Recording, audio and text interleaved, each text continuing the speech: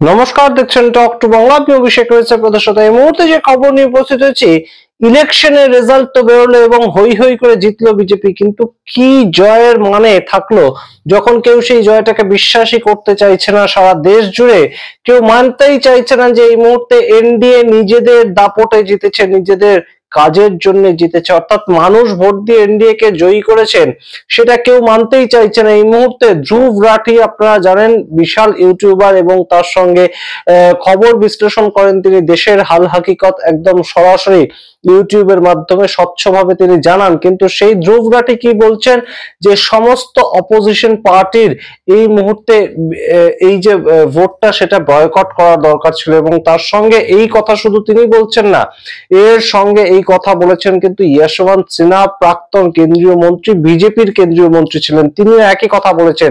অর্থাৎ বিরোধীদের কোনো মতেই এই ভোটে অংশগ্রহণ করাই উচিত হয়নি, তার কারণ তাদের ভোট চুরি এবং এসআইআর এই দুটো বিষয়ের থেকে শিক্ষা নেওয়া উচিত ছিল। কি বলছেন ধ্রুব রাঠি, কোট আনকোট আপনাদের পড়ে শোনাবো। এবং তার সঙ্গে কুণাল কামরা, আপনারা জানেন স্ট্যান্ড আপ কমেডিয়ান, তিনিও বলছেন যে সম্পূর্ণটাই match fixing.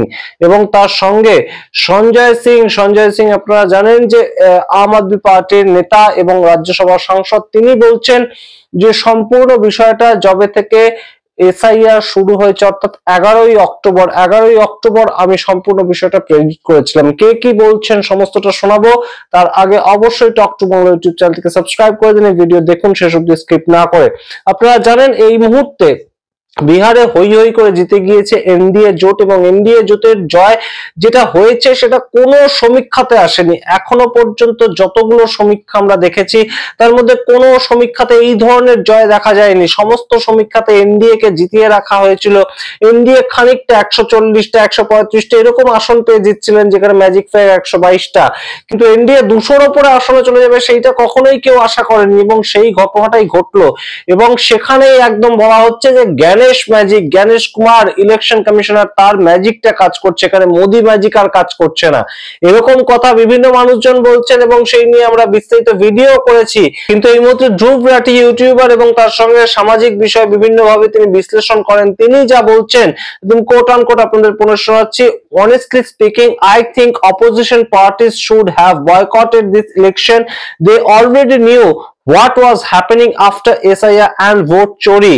Learn from Mahatma Gandhi. এই কথা যখন ধ্রুব রাঠি বলছেন, কুণাল কামরা স্ট্যান্ড আপ কমেডিয়ান, তিনি কি বলছেন এই সামগ্রিক বিহার ভোটের রেজাল্ট নিয়ে, তিনি বলছেন match is fix, switch the TV off. একদম সরাসরি ম্যাচ ফিক্সিং এর কথা বলছেন। এবং তার সঙ্গে তিনি বলছেন send Gyanesh Kumar to Nepal, BJP will form a government there also. একদম সরাসরি জ্ঞানেশ কুমারকে এই মুহূর্তে যদি নেপালে পাঠিয়ে দেওয়া হয়, তাহলে বিজেপি সেখানেও সরকার তৈরি করবে। অর্থাৎ Gyanesh Kumar chief election commissioner, তার উপর কতটা এই মুহূর্তে অবিশ্বাস জন্মালে মানুষ এই ধরনের কথা বলতে পারেন। এবং তারা সমাজের কিন্তু গণ্যমান্য ব্যক্তিত্ব, তাদেরকে অবশ্যই বহু মানুষ ফলো করেন। এই বিষয়টা যখন সামনে চলে আসছে, তখন গণতন্ত্র তার কি মানে থাকে। গণতান্ত্রিক দেশে সবচেয়ে বৃহত্তর পার্টি, তারা যদি কোনো একটা স্টেটে জয় লাভও করে, তাহলে তার কি বিষয় ভিত্তি থাকে, এই প্রশ্ন এই মুহূর্তে উঠছে। এবং অবশ্যই তাৎপর্যপূর্ণ ভাবে আজকে সঞ্জয় সিং, আম আদমি পার্টির রাজ্যসভার সাংসদ, তিনি একটি তার পুরনো ভিডিও শেয়ার করেছেন এবং সেই ভিডিওটা বিশাল ভাবে ভাইরাল হচ্ছে এই মুহূর্তে। গুরুত্বপূর্ণ একটা ভিডিও দেখাবো, কিন্তু তার আগে আপনাদেরকে দেখাবো অমিত শাহ রিসেন্টলি বিহারে যখন প্রচার করতে গিয়েছিলেন, বিশেষ লোকজন হচ্ছিল না। আপনাদেরকে বারংবার সেই ছবি আমরা দেখিয়েছিলাম যে অমিত শাহ ডেকে ডেকে লোক আনছেন, এই আসতে দাও ওদেরকে, একদম আটকিও না, সিকিউরিটিদের বলছিলেন। কিন্তু সেই অমিত শাহ একটা স্টেজ থেকে বলেছিলেন যে 14 তারিখ রেজাল্ট বেরোনোর পরবর্তী সময় আরজেডি এবং কংগ্রেসের সম্পূর্ণ যে যা ছবি রয়েছে সেটা নষ্ট হয়ে যাবে, সেটা একদম নির্মূল হয়ে যাবে। সেটা কি করে জানলেন অমিত শাহ? অমিত শাহ এই কথা বহুদিন আগেই বলে দিয়েছিলেন। আপনারা শুনুন সেই সময় বক্তব্য, তারপর আবার আসছে নিয়ে বিস্তারিত ব্যাখ্যায়। 14 नवंबर को काउंटिंग है, 11 नवंबर को चुनाव है। बेलसंड वालों, चुनाव का नतीजा जानना चाहते हो क्या? जानना है क्या? अरे जोर से बोलो, जानना है क्या? तो मेरी बात याद रखना, 14 नवंबर 8 बजे बैलेट बॉक्स खुलेंगे, मतपेटियां खुलेगी, 9 बजे मतगणना शुरू होगा और 1 बजते बजते लालू राहुल की पार्टियों का सुपड़ा साफ। আপনারা শুনলেন অমিত শাহের বক্তব্য। অমিত শাহ কিভাবে এতটা স্পষ্টভাবে জানলেন সম্পূর্ণ বিষয়টা, যেন প্রি প্ল্যান্ড একটা স্ক্রিপ্টের মতন সেরকম ভাবে অমিত শাহ সম্পূর্ণ বিষয়টা ব্যাখ্যা করেছিলেন সেদিন, এবং সম্পূর্ণ যা বলেছিলেন সেটা আজকে ভাইরাল হচ্ছে। তার কারণ সম্পূর্ণ সেইভাবেই এই সম্পূর্ণ বিষয়টাকে রচিত করেছে, যেন কেউ যেন একটা স্ক্রিপ্ট ওয়াইজ সম্পূর্ণ সিনেমাটাকে ডাইরেকশন দিয়েছে। সেটা কি জ্ঞানেশ কুমার আমরা জানি না, তবে এই প্রশ্ন উঠছে এই মুহূর্তে। এবং তার সঙ্গে আপনাদেরকে দেখাবো সঞ্জয় সিং, আম আদমি পার্টির রাজ্যসভার সাংসদ, তার একটা পুরনো ভিডিও এই মুহূর্তে ভাইরাল হচ্ছে। তিনি 11ই অক্টোবর যে কথাটা বলেছিলেন যে এই ফল আসতে চলেছে, কারণ জ্ঞানেশ কুমার সম্পূর্ণ বিষয়টা বিহারে আগে থেকে সেট করে রেখেছেন। আমিও প্রচার করতে যাব, কিন্তু বিহারে আর এই মুহূর্তে প্রচার করে কোনো লাভ নেই। তার কারণ সম্পূর্ণ বিষয়টা তৈরি হয়ে গিয়েছে, আগের থেকে ফিক্স হয়ে গিয়েছে যে কি হবে বিহারের নতিজা, বিহারের ফলাফল কি হতে চলেছে সেটা 11ই অক্টোবর বসে সঞ্জয় সিং যা বক্তব্য রেখেছিলেন একদম অক্ষরে অক্ষরে পালিত হচ্ছে। কিভাবে সেটা সম্ভব হলো? তার কারণ তিনি বলেছিলেন এসআইআর এর মাধ্যমে যা খেলা করার করে দেওয়া হয়ে গেছে। কি বলছিলেন সঞ্জয় সিং সেদিন এবং কতটা সেটা সত্যি হিসেবে প্রমাণিত হলো আপনারা শুনুন, এবং অবশ্যই কমেন্ট বক্সে কমেন্ট করে দেখতে থাকুন টক টু বাংলা।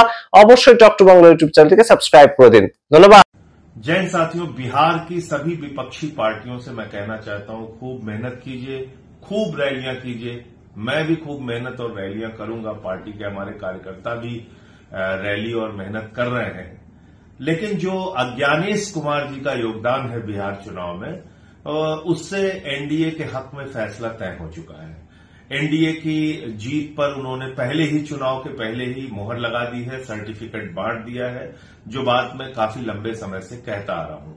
ये एसआईआर के जरिए क्या खेल किया गया है बिहार में, 2-3 मिनट के अंदर आपको समझाने का प्रयास करूंगा। एसआईआर के जरिए क्या दावा किया गया था? घुसपैठिए आ गए, इनको तो भगाना है, बांग्लादेशी आ गए, रोहिंग्या आ गए, यही तो चिल्ला रहे थे भाजपा वाले।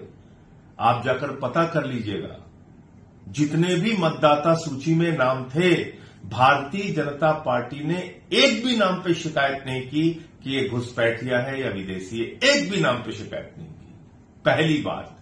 दूसरी बात, जब अभी जो ये voter list, final voter list आई है, जिसके बाद ज्ञानेश कुमार जी के मुंह में ताला लग गया है, उनके मुंह से आवाज नहीं निकल रही है। पता है आपको कितने विदेशी नागरिक मिले पूरे बिहार के अंदर? 315। कितने मिले? 315। और उन 315 विदेशी नागरिकों में ज्यादातर हिंदू हैं, 78 मुसलमान हैं। 78 मुसलमान पकड़ने के लिए आपने 8 करोड़ मतदाताओं को परेशान किया, एसआईआर का हवा खड़ा किया, और विदेशी आ गए, घुसपैठिए आ गए, एकदम से हम पूरा परिवर्तन कर देंगे एसआईआर के जरिए। ये दावा कौन कर रहा था? ज्ञानेश कुमार जी कर रहे थे। इसलिए उनकी मूर्खता और अज्ञानता पर मुझे हंसी आती है। हालांकि वो बहुत चालाक आदमी है, ये अज्ञानता में वो कुछ नहीं कर रहे थे। वो दरअसल जो कुछ भी कर रहे थे मोदी जी के इशारे पर कर रहे थे, भारतीय जनता पार्टी के कहने पर कर रहे थे। और क्या खेल किया है इस फाइनल लिस्ट में, वो भी आप समझ लीजिए।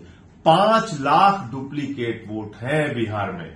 जो मौजूदा सूची हुई है, जो फाइनल हुई है सूची, उसमें 5 लाख डुप्लीकेट वोट हैं, यानी कि एक मतदाता 2 जगहों पे, ऐसे 5 लाख मतदाता है।